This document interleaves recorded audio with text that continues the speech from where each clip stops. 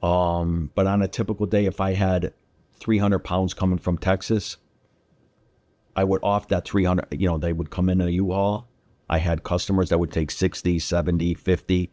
I'd keep maybe 20 for the high-end guys. And off those 300 pounds, I would make, say, 500 average. I'd make 150,000 in one day. I didn't get paid. I fronted it all. So it's hard to say how much I made, weekly. But just on an average week, my goal was to make 10,000.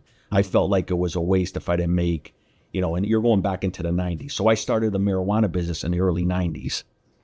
And so I built it up, and I just, I was very aggressive in it.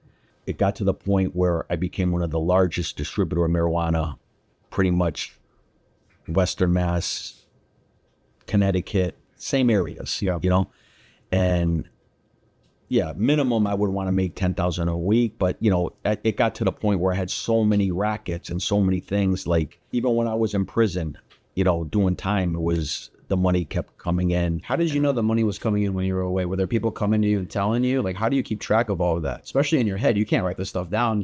I'm good with numbers, and I don't need to write stuff down, but you just know, they're going to, people are going to, when you're away in prison, they're going to grab a little bit, which they're not going to grab it to the point where they don't want me to come out and end up dead. They don't want to get killed over it. Who's they? The guys that I had working with me in my crew. Your crew. Okay. So like if I had a sports gambling business, which I had, but then I had guys that you needed to utilize to run the business.